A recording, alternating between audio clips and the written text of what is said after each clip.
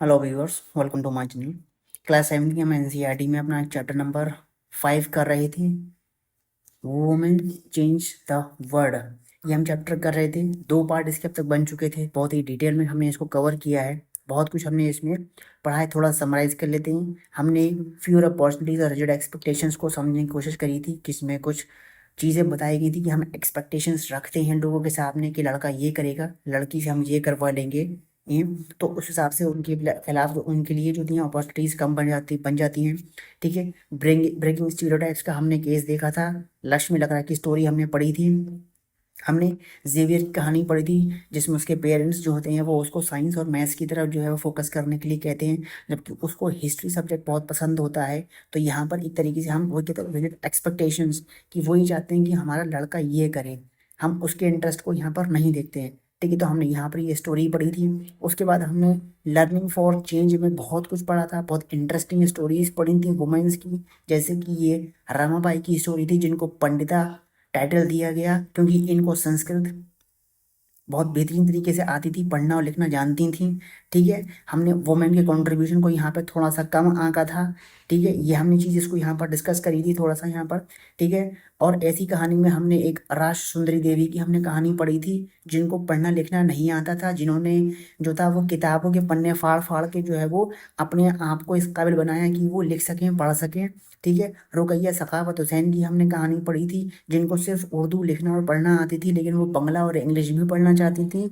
लेकिन उनकी फैमिली उन्हें पढ़ने नहीं देना चाहती थी, इस वजह से कि अगर वो इंग्लिश सीख लेंगी तो वो नए आइडियाज़ क्रिएट कर लेंगी, लेकिन जो कि लोगों को ये पसंद नहीं था।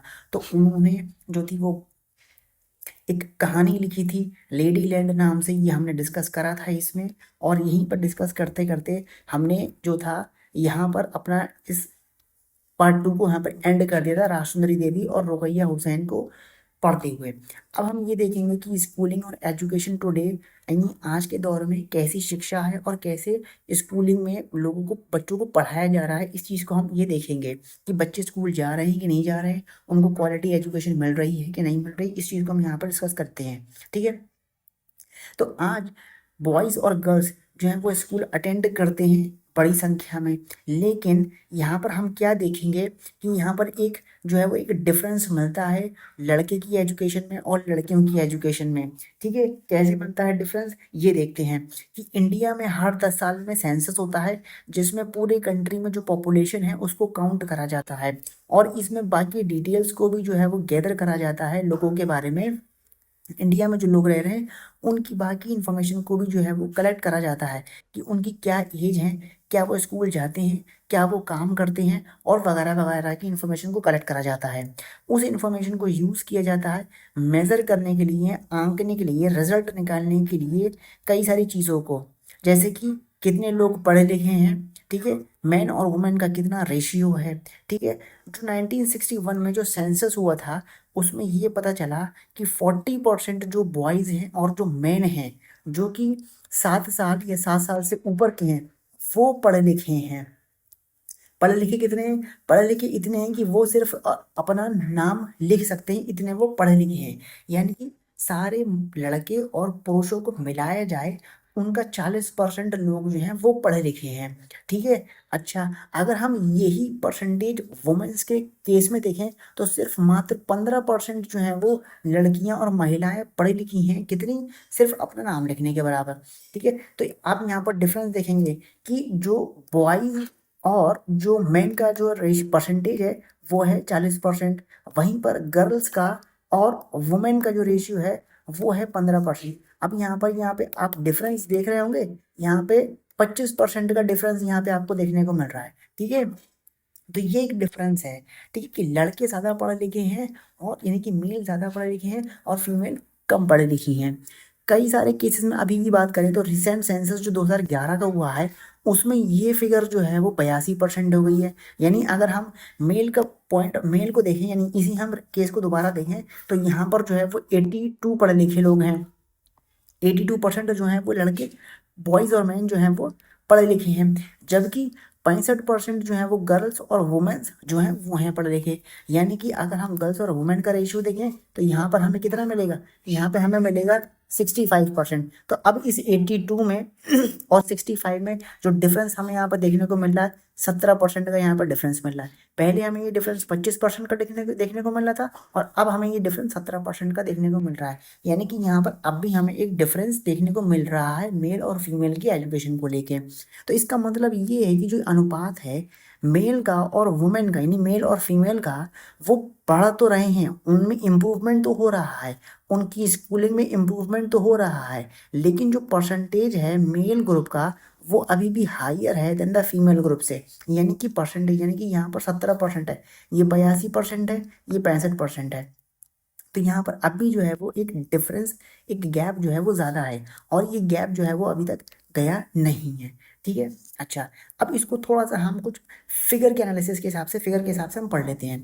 ठीक है। अब यहाँ पर जो है वो परसेंटेज दे रखी है गर्ल्स की और बॉयज़ की, जो नीचे टेबल में दे रखा है कि जो जिन बच्चों ने स्कूल को छोड़ दिया, स्कूलों को छोड़ दिया और वो अलग, मतलब कुछ सोशल ग्रुप्स हैं जैसे कि एससी और एसटी का कुछ यहाँ पर उन्हें परसेंटेज दे रखा है कि इनमें से इतने में से लड़के और लड़कियों ने जो है वो स्कूल को ड्रॉप आउट कर दिया, स्कूल छोड़ दिया है। यहाँ पर average annual drop out rate देखने को मिलेगा हमारा 14-15 का सेंसस के साथ। ठीक है।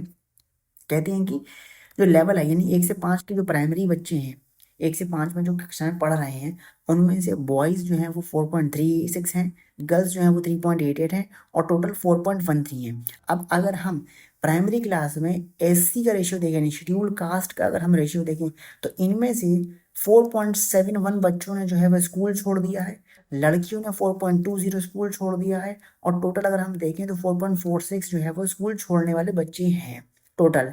वहीं अगर हम शेड्यूल ट्राइब का देखें तो 7.02% जो है वो लड़कों ने स्कूल छोड़ा है, 6.84 लड़कियों ने स्कूल छोड़ा है और टोटल 6.93% बच्चों ने जो है वो स्कूल छोड़ा है, अगर हम प्राइमरी क्लास की बात करें। ठीक है। बाकी नीचे यहाँ पर रेशियो और भी दे रखा है, अपर प्राइमरी के कितने लड़कों ने जो है वो सारी कैटेगरी के मिला के जो बच्चों ने छोड़ा है, गर्ल्स ने कितना छोड़ा है, टोटल ने कितना छोड़ दिया है। वहीं एससी और एसटी का आप देखेंगे तो यहाँ पर आपको पता चल जाएगा कि कितना एक परसेंटेज में इंक्रीज है। ठीक है। अच्छा, अब यहाँ पर हमने क्या नोटिस करा, इसको देखते हैं कि हमने यहाँ पर नोटिस करा होगा अबव टेबल में कि एससी और एसटी की जो लड़कियों की स्कूल छोड़ने की जो एक परसेंटेज है, एक रेट है, वो हाइयर है ऑल गर्ल्स की कैटेगरी के हिसाब से अगर हम देखें। ठीक है।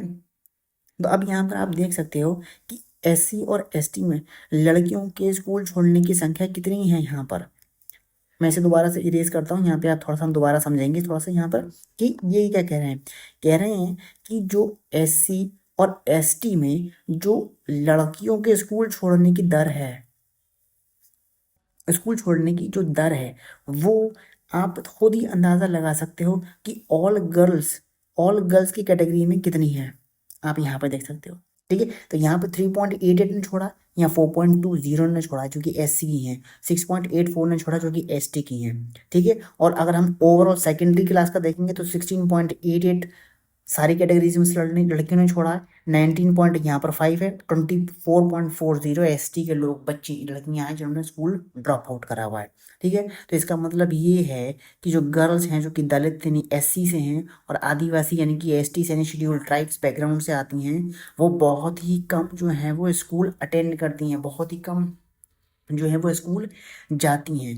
2011 का जो सेंसस है उसमें ये भी पता चलता है कि जो मुस्लिम गर्ल्स हैं ये अलग आती है, मुस्लिम गर्ल्स एससी और एसटी में नहीं आती हैं। मुस्लिम कम्युनिटी जो होती है, मुस्लिम जो रिलीजन है उस वो एससी और एसटी कैटेगरी में नहीं आता। तो ये कह रहे हैं कि मुस्लिम गर्ल्स भी जो है वो ऐसी बहुत सी पाई गई हैं जिनको स्कूल, जो अपना प्राइमरी स्कूल ही बहुत ही कम जो है वो कंप्लीट कर पाती हैं, यानी 1 से 5 तक बहुत ही कम लड़कियां पढ़ी हुई होती हैं अगर हम मुस्लिम गर्ल्स को देखें।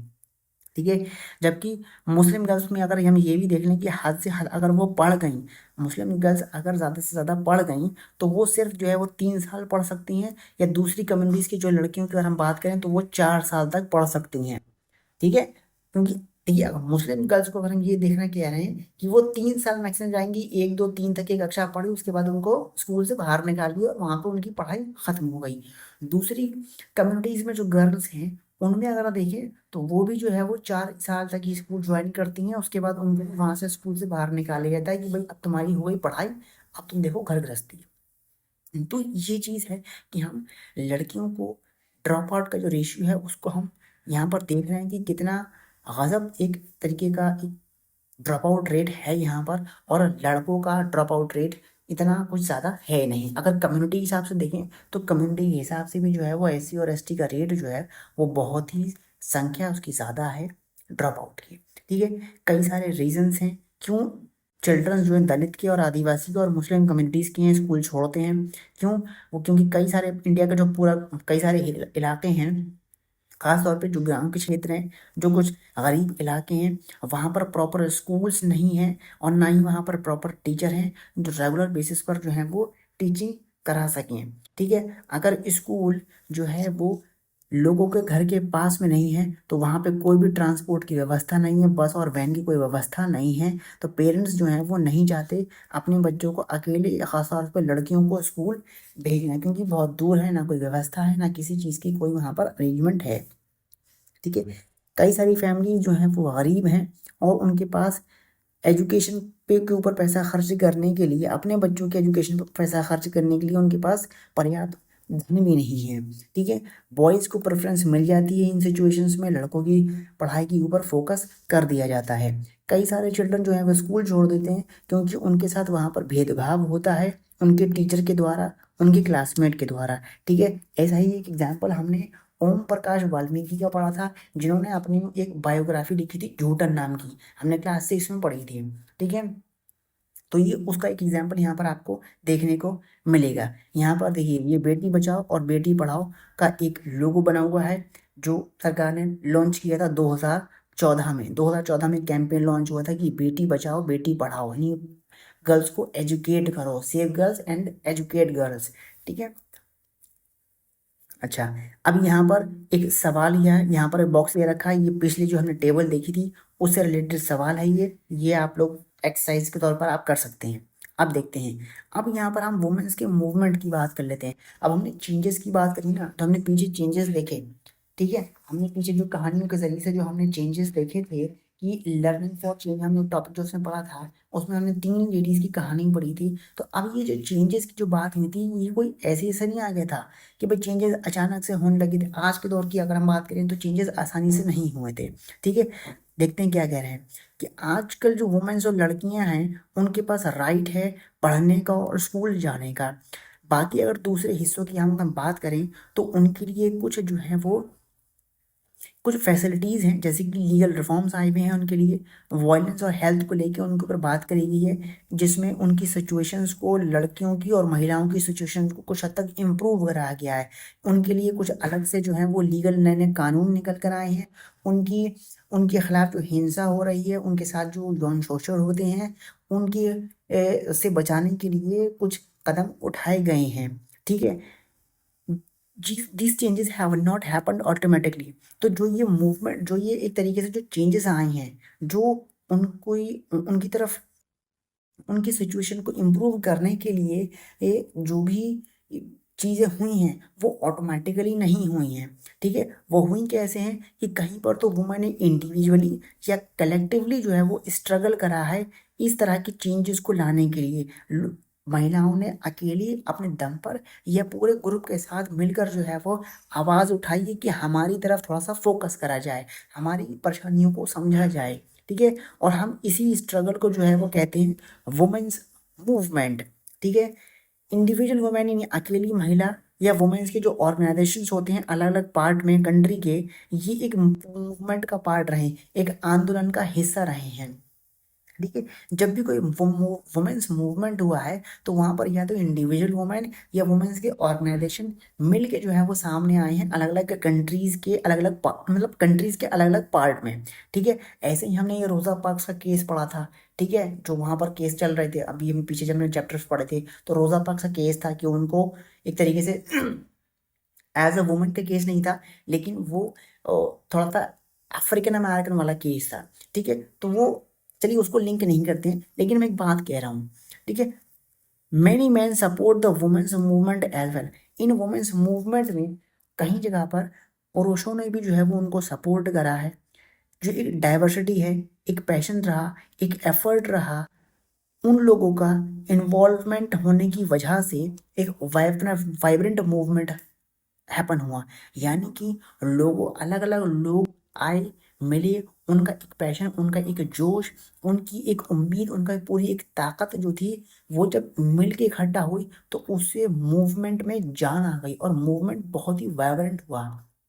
ठीक है, बहुत ही बेहतरीन तरीके से मूवमेंट हुआ।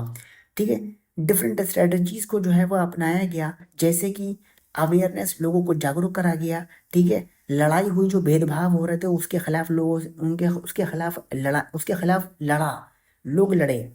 ठीक है, आवाज़ें उठाई, अन्य जस्टिस के लिए उन्होंने जो है वो आवाज़ उठाई कि हमारे साथ जस्टिस हो जाए। ऐसे ही कुछ ग्लिम्स हमें देखने को आगे मिलेंगे, हम उनको पढ़ेंगे। ठीक है, ठीक है, कैसे हुआ ये देखते हैं। कैंपेन्स लॉन्च हुए हैं। ठीक है, कैंपेन्स डिस्क्रिमिनेशन से लड़ने के लिए और जो वुमेन्स के खिलाफ जो हिंसा हो रही थी वो उससे लड़ने के लिए जो है वो कैंपेन्स लॉन्च करेगा, जो कि एक इम्पॉर्टेंट पार्ट बने वुमेन्स के मूवमेंट का।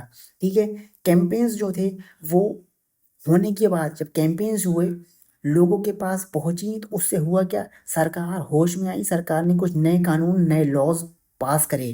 ठीक है, ऐसा ही लॉज जो है वो एक 2006 में पास हुआ, जिसमें जो वुमेन के खिलाफ जो फिजिकल और जो मेंटल वायलेंस हो रहे थे घरों में, जिसे हम डोमेस्टिक वायलेंस कहते हैं, उससे उन्हें लीगल प्रोटेक्शन मिली। यानी अगर अब कोई भी घर परिवार में किसी महिला को मारता है, पीटता है, उसके साथ किसी तरीके का कोई भी मेंटल उसे टॉर्चर करता है, मेंटली उसे टॉर्चर करता है, तो उससे उसे बचाने के लिए 2006 का एक लॉ पास करा गया है, उसे लीगल प्रोटेक्शन देने के लिए।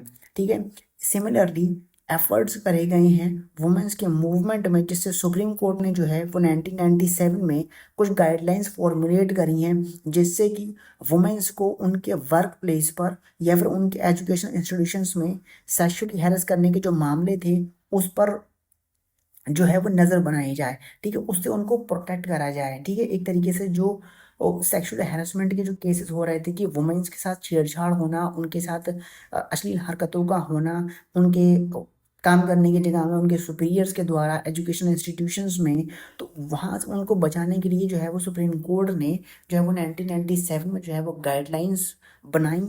और ये गाइडलाइंस सुप्रीम कोर्ट ने तब बनाई जब वुमेन्स का मूवमेंट जो है वो एकदम बहुत ज़ोरों शोरों में सुप्रीम कोर्ट तक पहुंचा। ठीक है, 1980 में एक एग्जाम्पल यहाँ पर देखने को मिल रहा है। वुमेन्स का एक ग्रुप था जो कि बाहर उसने आवाज़ उठाई, जो डाउरी डेथ्स हो रही थी। डाउरी डेथ का मतलब ऐसे केसेस जहाँ पे यंग ब्राइड्स को जो है वो उनकी हत्या कर दी जाती है, उनके इन लॉज के द्वारा, यानी सास ससुर के द्वारा या उनके हस्बैंड के द्वारा, ग्रीड फॉर मोर डाउरी, कि हमें दहेज चाहिए। डिमांडिंग होता है ना, कई बार हस्बैंड जो होते हैं वो डिमांड करते हैं अपनी वाइफ से कि मुझे इतना पैसा ला के दो, एक तरीके से दहेज हत्या तो कॉमन टर्म है, आप लोग उससे अवेयर होंगे। ठीक है, तो 1980s में जो है वो एक वुमेन्स का ग्रुप जो है वो पूरे कंट्री में उसने जोर शोर से जो है वो डाउरी डेथ्स को लेकर जो है वो आवाज़ उठाई। वुमेन्स का जो ग्रुप था उसने जो है वो आवाज़ उठाई, जो फेलियर हो रहे थे, कि जो फेलियर मतलब डाउरी डेथ्स को लेके जो केसेस चल रहे थे वो बहुत ही बड़े स्तर पर जो है वो फेल हो रहे थे, तो उनको जस्टिस दिलाने के लिए जो है वो वुमेन्स ने आवाज़ उठाई। ठीक है, कि उनके खिलाफ जो अब ये डाउरी डेथ्स को लेके जो केसेस चल रहे थे उनमें बहुत गलत तरीके से जो है वो चीज़ें चल रही थी, तो इसको भी लेके जो है वो वुमेन्स के ग्रुप ने आवाज़ उठाई। और इसके लिए जो है उन्होंने क्या किया कि वो सड़कों पर आ गई, उतर कर आ गई, coming on to the streets, सड़कों पर उतर कर आ गई, कोर्ट में उन्होंने अप्रोच करी। ठीक है, ठीक है, न्यायालय पहुंच गई यहाँ पर वो, और लोगों में जो है वो उन्होंने इन्फॉर्मेशन शेयर करी। ठीक है, और इसकी वजह से जो है ये इशू जो है वो एक पब्लिक इशू बन गया, न्यूज़पेपर में इसकी हेडलाइन सब लगी, सोसाइटी में ये खबरें आम होने लगी, और जो डाउरी लॉज थे उनको चेंज कर दिया गया कि उन फैमिलीज को पनिश करा जाएगा अगर कोई भी केस डाउरी का निकल कर आता है। यानी अगर कोई दहेज हत्या का मामला निकल कर आता है या डाउरी से रिलेटेड कोई भी केस अगर आता है तो उसमें फैमिली को पनिश करा जाएगा। ये डाउरी लॉज में जो है वो चेंजेस करे गए। ठीक है, अच्छा, यहाँ पर आप ये इमेज देख रहे होंगे, ये कैंपेनिंग की इमेज यहाँ पर दिख रही है आपका। ठीक है, यहाँ पर ये कुछ पड़े हुए हैं, कार्डबोर्ड्स पड़े हुए हैं, हत्यारों को सजा दो, ठीक है। Women are not for burning, महिलाएं जो है वो जलने के लिए नहीं है, ठीक है। यहाँ पर एक महिला की आपको एक फोटो दिख रही है, इनके बारे में कह रहे हैं कि एक सत्य रानी है जो कि एक्टिव मेंबर रही है वुमेन्स के मूवमेंट की।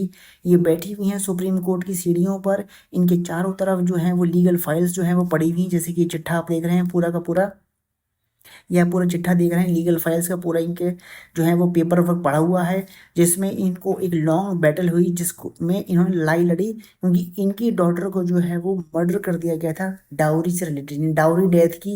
एक ये पीड़िता है डाउरी डेथ, इनकी डॉटर की हत्या हो गई थी डाउरी डेथ में। ये शायद इनकी बेटी की फोटो भी हो सकती है, ठीक है। तो ये तरीका दिखाया गया है कैंपेन करने का, यहाँ पर कैंपेन करने का। उसके बाद कह रहे हैं अवेयरनेस फैलाना, लोगों को जागरूक करना एक इम्पोर्टेंट पार्ट है वुमेन के मूवमेंट का, वुमेन के वर्क का, कि लोगों में जागरूकता फैलाना वुमेन्स के राइट को लेकर, यानी कि महिलाओं के जो अधिकार हैं उनको लेकर लोगों को जागरूक करना, ठीक है। और किस तरीके से जागरूक करा जाता है, उन्होंने अपने मैसेजेस जो हैं वो स्प्रेड करे, स्ट्रीट प्ले करके, रोड पे जो है वो कुछ नुक्कड़ नाटक करके, गाना गा के, या पब्लिक मीटिंग्स इन्होंने अरेंज करी। यहाँ पर आप यहाँ पे ये देख रहे होंगे, यहाँ पर एक तरीके से ये पोस्टर तरीके से बनाया हुआ है यहाँ पर, ठीक है। यहाँ पर शायद कोई एक तरीके से स्ट्रीट प्ले चल रहा है, सॉन्ग्स वगैरह जो है वो गाए जा रहे हैं अवेयरनेस फैलाने के लिए, जागरूक करने के लिए लोगों को, ठीक है। एक और यहाँ पर देखता है तरीका अपनी बात को रखने का, प्रोटेस्ट करना, ठीक है। वुमेन्स का मूवमेंट जो है उसने अपनी आवाज़ें उठाई उन वॉयलेशंस के खिलाफ, आगे जो वुमेन्स के खिलाफ हो रहे थे, जैसे फॉर एग्जाम्पल जब कोई एक लॉ या पॉलिसी जो है वो उनके हित के खिलाफ होती है, तब जो है वो प्रोटेस्ट होते हैं, पब्लिक रिलीज निकलती हैं, डेमोन्स्ट्रेशन बहुत ही एक वेरी पावरफुल वे होता है लोगों को अपनी तरफ आकर्षित करने का, कि उनके खिलाफ जो है वो इनजस्टिस हो रहा है, तो पब्लिक रिलीज निकलती हैं, ये हम आमतौर पर देखते हैं, डेमोन्स्ट्रेशंस होते हैं, ठीक है। तो यहाँ पर ये एक रैली और डेमोन्स्ट्रेशन यहाँ पर आपको देखने को मिल रहा है इस इमेज में, ठीक है। और क्या तरीका है, और तरीका है शोइंग सॉलिडेरिटी, सॉलिडेरिटी दिखाना, एक तरीके से एकजुट हो जाना, एकजुट हो जाना कैसे, कि वुमेन्स का मूवमेंट जो है वो है about showing solidarity with other women's and causes, यानी महिलाओं के लिए कुछ जो दूसरे मुद्दे हैं और जो कॉजेज हैं उनके लिए जो है वो एकजुट हो जाना महिलाओं का, वो भी जो है वो एकजुटता दिखाता है, बहुत बेहतरीन किसी की सारी महिलाएं जुड़ी हुई हैं, ठीक है। कोई मतलब नहीं वो किसी बैकग्राउंड से हो, गरीब हो, अमीर हो, हिंदू हो, मुस्लिम हो, या किसी भी धर्म जाति से वो बिलोंग करती हो, सब एकजुट हो जाती हैं कि ये हमारी महिलाओं का मामला है, हमारी महिलाओं का ये हमारा शोषण हो रहा है, उनके साथ ये एक तरीके का इनजस्टिस हो रहा है, तो उसमें वो सारी महिलाएं एकजुट होती हैं, ठीक है। अभी 8 मार्च गुजरी है, 8 मार्च को ही जो है वो हमने इंटरनेशनल वुमेन्स डे जो है वो ऑब्जर्व करा है, जिसमें वुमेन्स जो थी सारी पूरे विश्व की जो तमाम जो महिलाएं होती हैं वो सेलिब्रेट करती हैं, और जो होती हैं वो अपने स्ट्रगल्स को रिन्यू करती हैं, अगर कोई मुद्दे होते हैं तो वो उनको लेके जो है वो बातचीत यहाँ पर करती हैं, ठीक है। अच्छा, अब यहाँ पर जो है वो ये 8 मार्च की यहाँ पर इमेज पिक्चर आपको देखने को मिल रही है, ठीक है। यहाँ पर क्या कह रहे हैं इस बॉक्स में, कह रहे हैं कि अब women's are holding up candles to demonstrate the solidarity between the people of India and Pakistan. यहाँ पर ये कैंडल्स को जो है वो इन्होंने जो है वो होल्ड अप कर रखा है डेमोन्स्ट्रेट करने के लिए, सॉलिडेरिटी दिखाने में, कि इंडिया और पाकिस्तान के लोगों के बीच में वुमेन्स ने जो है वो ये कैंडल्स जलाई हुई हैं। हर साल जो है वो 14 अगस्त को जो है वो कई सारे लोग जो होते हैं वो वाघा बॉर्डर्स पर, जो है इंडिया और पाकिस्तान का जो वाघा बॉर्डर्स है वहाँ पर लोग जो हैं वो गैदर करते हैं और एक कल्चरल प्रोग्राम को जो वो होल्ड करते हैं। अब भी होता है ही 14 अगस्त को वाघा बॉर्डर पर एक प्रोग्राम होता है इंडिया और पाकिस्तान का, एक तरीके से वहाँ पर कुछ सॉलिडेरिटी दिखाने का। तो ये इन्होंने कुछ तरीके बताए हैं कि आप कैंपेन कर सकते हैं, आप एक तरीके से जो है वो एक प्रोटेस्ट कर सकते हैं, आप अवेयरनेस फैला सकते हैं, सॉलिडेरिटी यहाँ पर आप दिखा सकते हैं। तो यहाँ पर भी ऐसे ही आपको ये महिलाएं इकट्ठी हुई भी नजर आ रही हैं, जो कि एक सॉलिडेरिटी का प्रतीक बनती हुई दिख रही हैं, ठीक है। ये हो गया हमारा यहाँ पर चैप्टर खत्म।